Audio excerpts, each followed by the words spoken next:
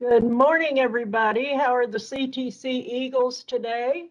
Hope everyone's doing well, and I just want to say welcome. Today we are talking about financial aid and special circumstances. So a lot of students have issues with their income having been different from 2 years ago till now. So what the Department of Education offers is a process called special circumstance. And what you can do as a student, and this applies to any student that has completed a FAFSA and potentially not qualified for the Pell Grant.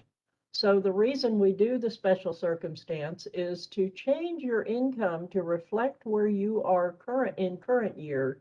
So in 2019, for instance, you would have used income for 2019 to do your 21-22 FAFSA. So a lot of students said especially with the COVID pandemic, a lot of people had lost their jobs. Maybe your hours were reduced. Maybe your income was changed. And now in 2021, you don't have anywhere near the same income that you may have had in 2019. So what you can do is bring current income information to our CTC office. You can email it in. You can send the information in to us on our website. We have a special circumstance form available. And what I would need from you, since those go directly to me, and I am Pearl Creviston, I forgot to introduce myself, I'm sorry.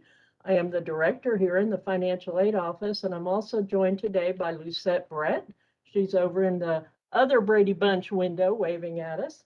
So we want to say thank you for joining us. And Lucette is our loan officer.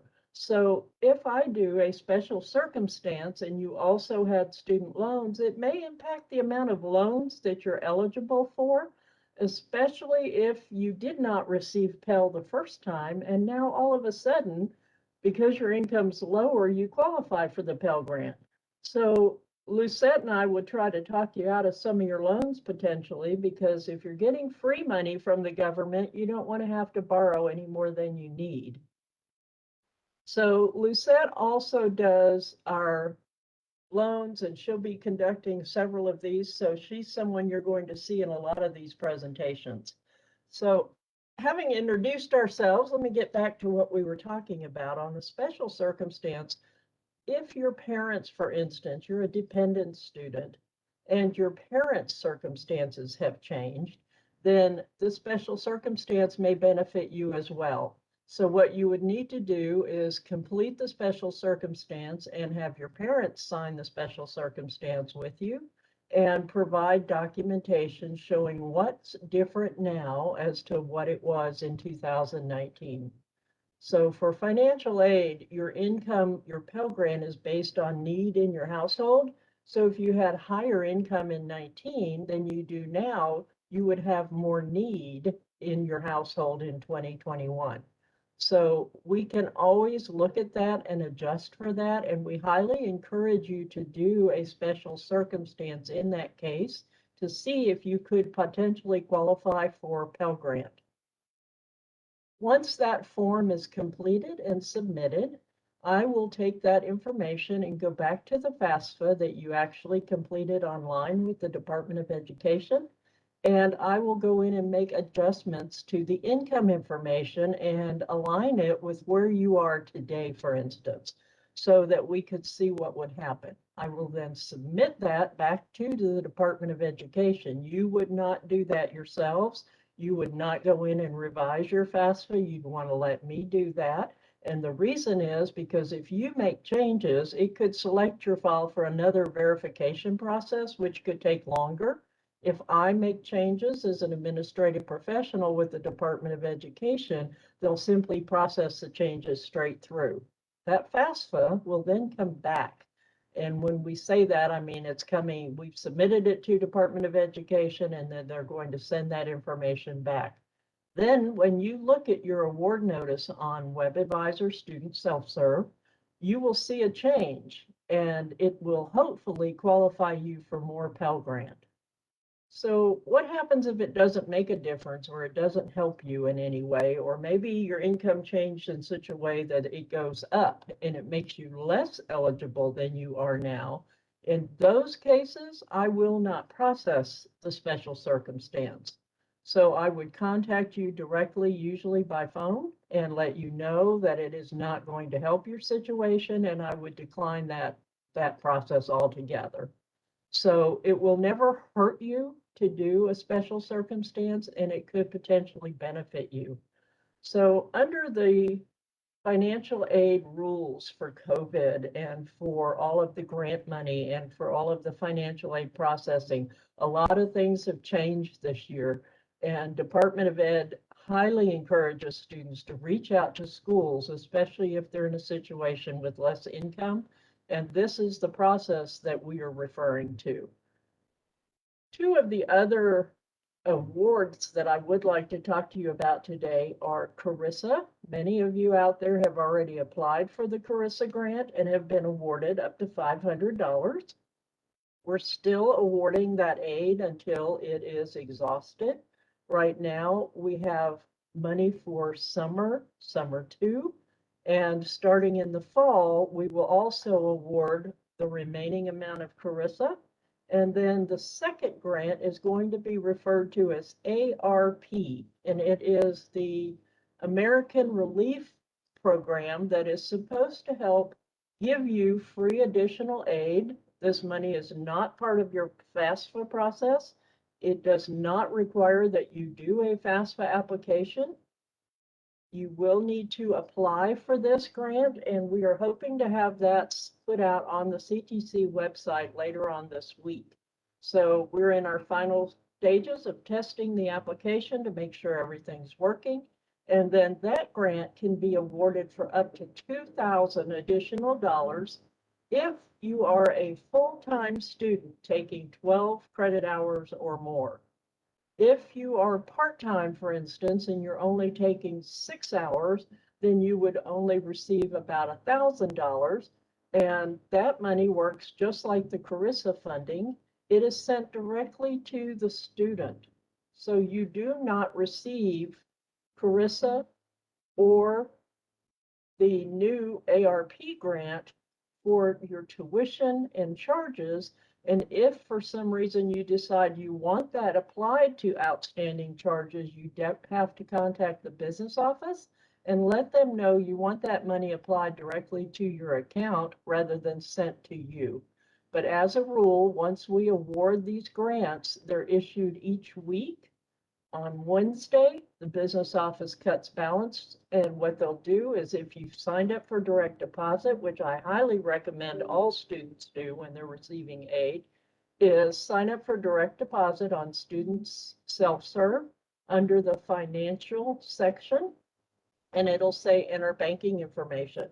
Once you do that, any financial aid, whether it be a loan, Pell Grant, TEOG, SEOG, any type of funding that we're trying to send you will be direct deposited directly to your account.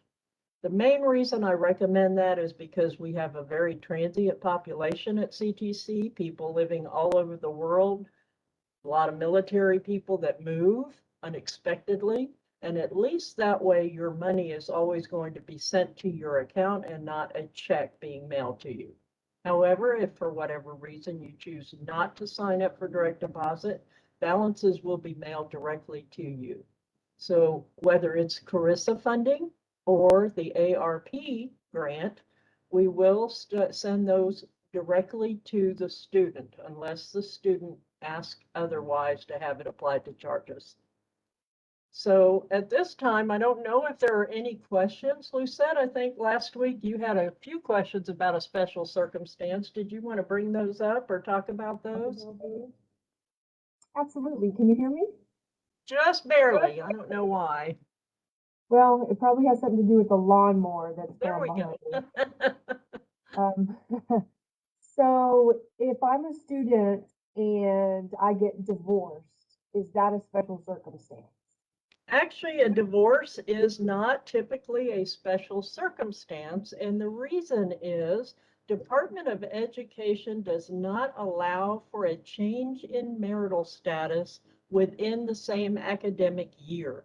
So once you file that FAFSA, you want to make sure that you apply on the FAFSA that you are either separated or divorced or married, and make sure that that's your current situation. So what happens is some people may end up getting a divorce or separate within a year.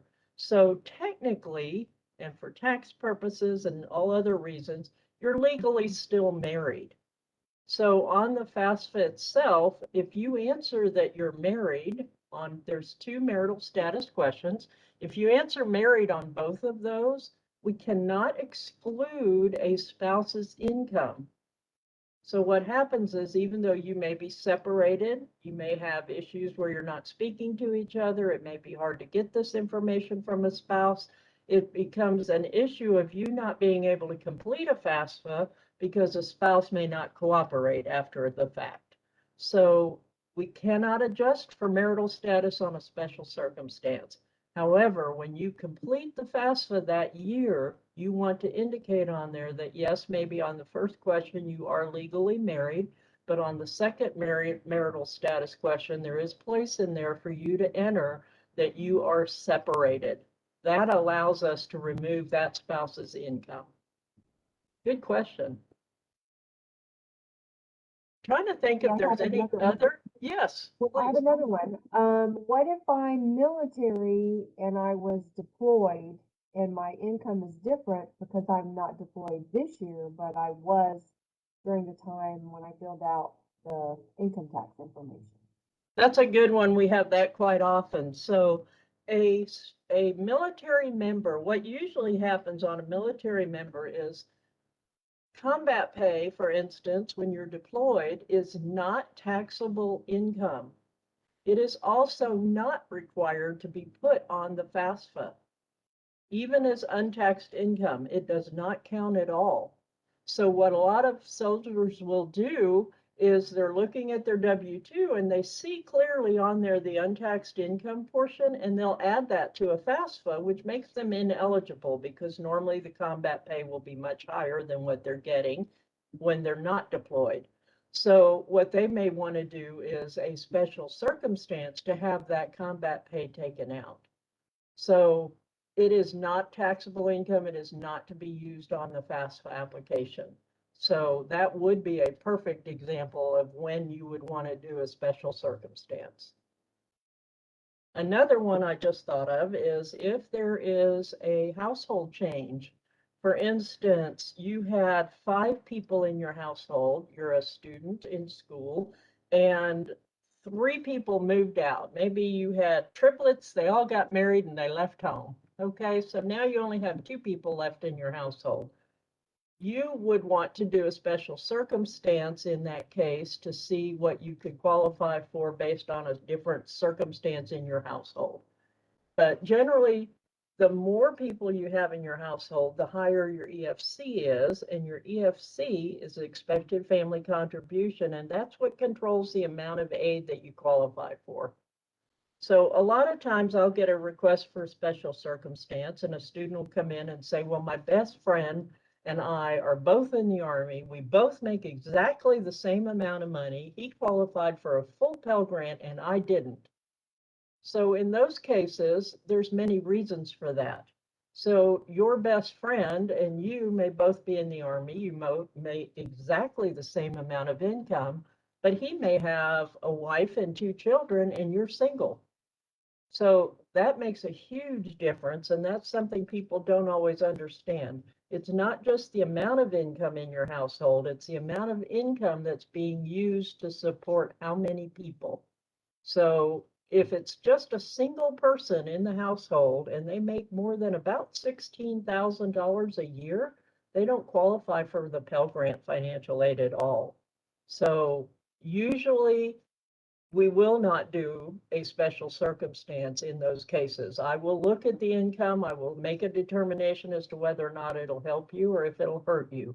So we won't adjust an income to make you less eligible ever, unless it's part of a verification process.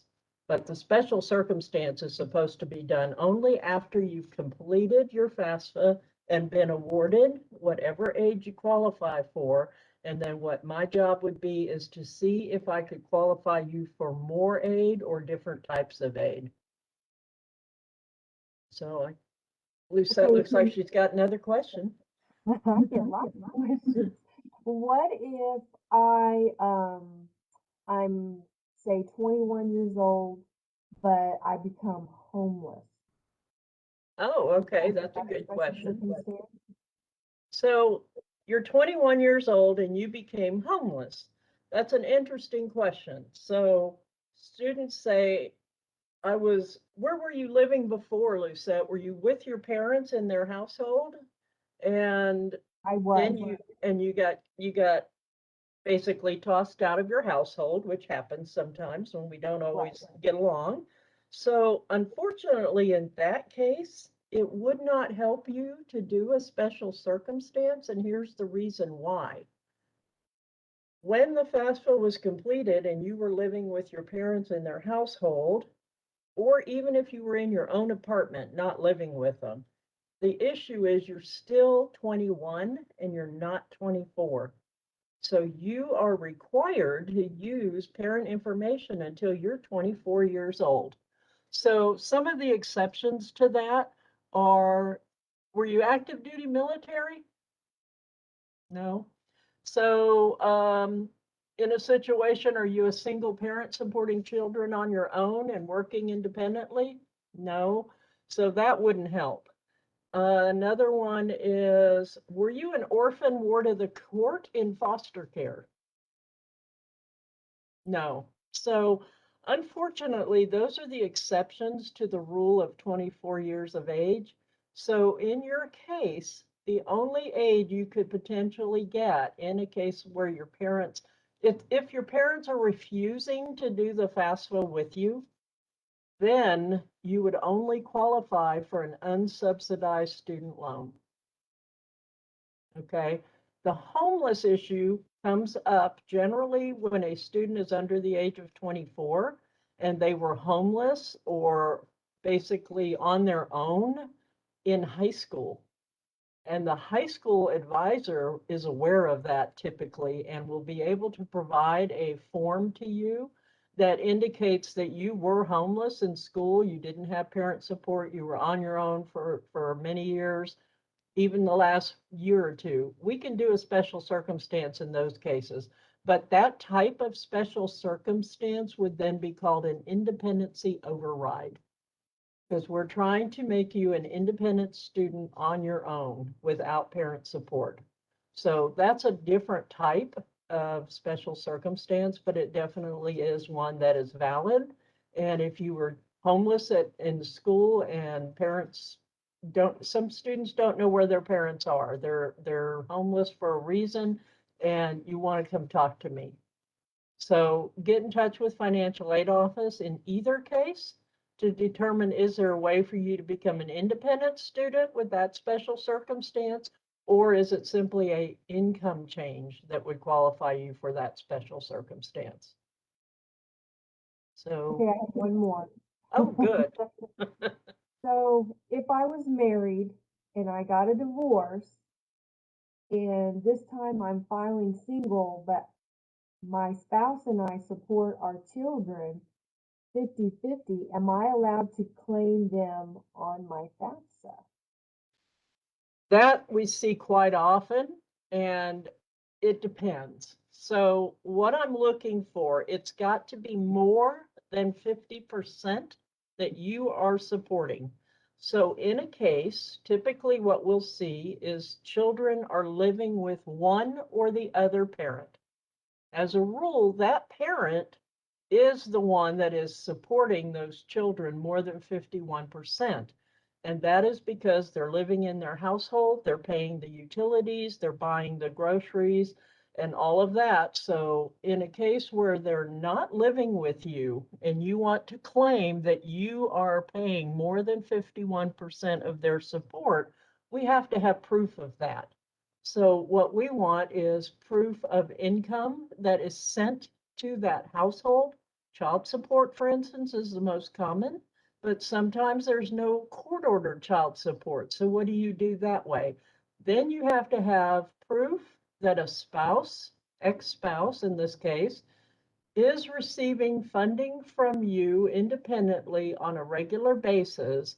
And what that spouse would do is sign a letter saying, yes, my spouse is supporting me. He sends or she sends $2,000 a month, and that's how I feed my children in my home. That's how I pay for their bills. That's how they get all these benefits. It's because they're paying for it. So yes, it's absolutely possible that you in that case could then claim those children in your household.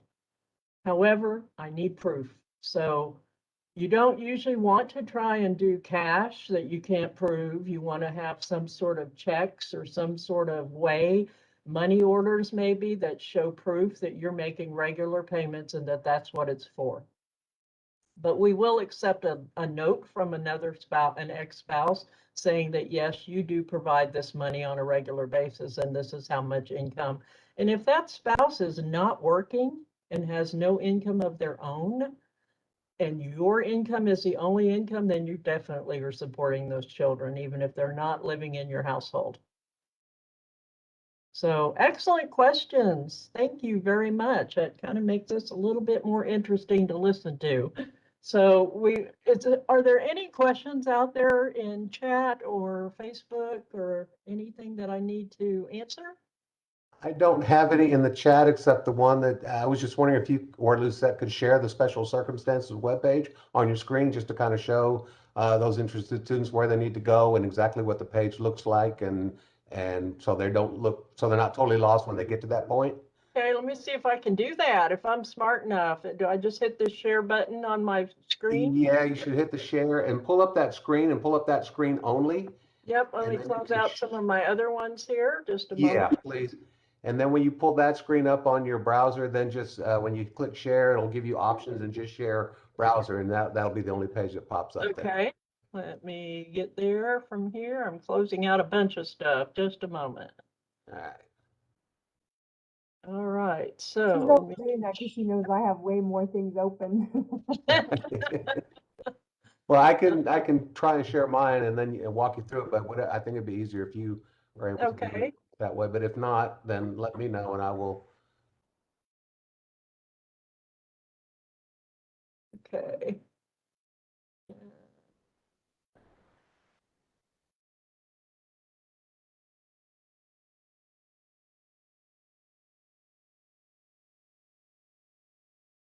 Well, if I can find it here, just a moment.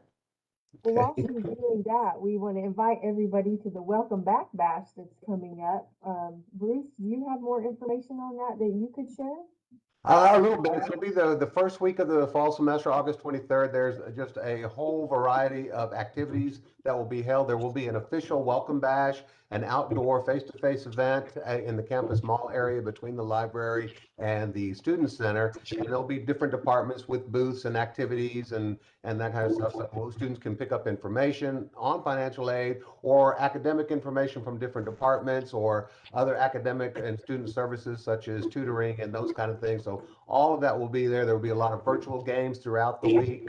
I can't think off the top of my head, but they're what they've got planned as far as the games go. But there are just a variety of fun games that people will be able to play online and win prizes and those kind of things. But definitely want people to come out to the actual event, the Welcome Bash that week. So it'll be the first time we've had one in a while. So face to face, so.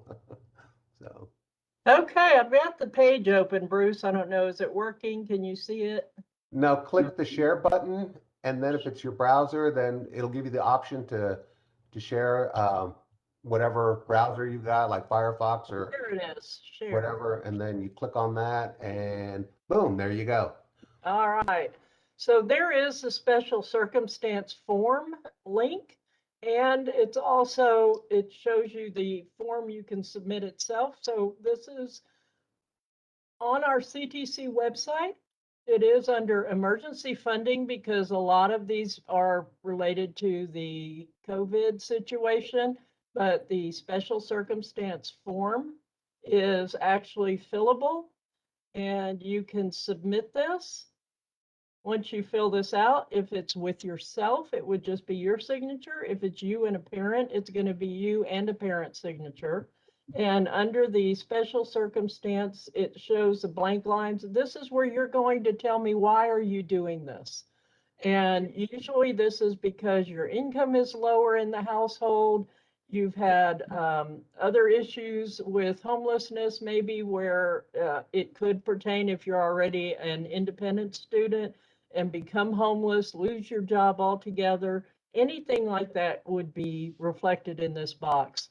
And with military out there, a lot of times what happens is they'll leave the military.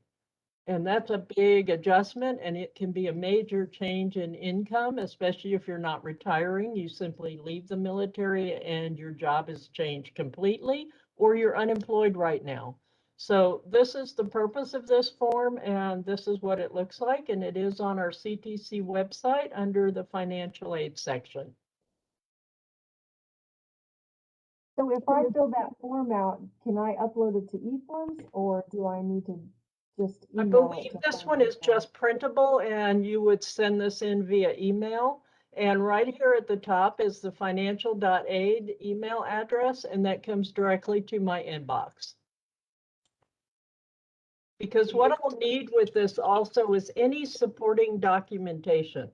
So this form you complete, and then you also attach, for instance, if you are receiving benefits such as disability or Social Security income, or if you have a new job that is only paying less than what you had, I would need your most current pay stub. And you would attach all that documentation, and you can scan and email it back to us, or you can mail it in if you prefer. You're also welcome to stop by our financial aid office at any time and drop this information off to us in person. And we are So I could located in building 215 on main campus. So I could actually do all this on my cell phone, right? I can You fill it could, out on my cell phone and email it from an app on my absolutely. cell phone and all of that. Okay, great. Okay. All right, well, that is all the information that I had for you today. If there are no questions, and even if there are, please send them to financial.aid@ctcd.edu at any time, and we'll be happy to get you some assistance with any financial aid question you may have. Thank you for participating today. I appreciate it. Have a Well, thank great you day. guys. Lee, do you have any questions on Facebook? Okay, no questions on Facebook, and I don't have any here in the chat. So if Lucette and Pearl, if you will hang on just a minute, we'll wrap things up. Thank you all so much for tuning in today. And for those of you who might need to review some of this material, and if you joined us a little bit late and you want to catch some of the earlier information, we will have this available on YouTube later today. So you can pull up the CTC Live and click on the financial aid session today, and you can kind of recap or pick up anything that you might have missed earlier. So this event information will be there available for you, as are the other previous financial aid sessions. So if there's other questions that you weren't able to ask today, or you think of later that oh, I wish I would have asked that at this time, please review the other previous financial aid sessions, which are also available on CTC Live on YouTube, and hopefully you'll get your questions answered. But if not, again, you can email Pearl at financial.aid@ctcd.edu, and she will be more than happy to respond and get you the information that you need. So, all right, Lucette, Pearl, thank you guys so much for being here and doing this again. We will see you guys again in a month. The second Tuesday of August, we'll be back at 10 a.m. for another financial aid session. Some more information for you as we get closer to the kicking off of the fall semester, and that's when things really start to get hectic and questions start to come out of the woodwork. So we want to make sure that the students stay abreast. Yeah, that's going to be something new. That's going to be a different change. So again, as we get closer, questions, students tend to have more questions and things come up. So we'll make sure that we are available for you at that time. So again, thank you, Pearl. Thank you, Lucette. Thank you, everybody, for tuning in. Pearl, Lucette, just hang on, and Lee, if you'll stop streaming, we'll say goodbye to everybody.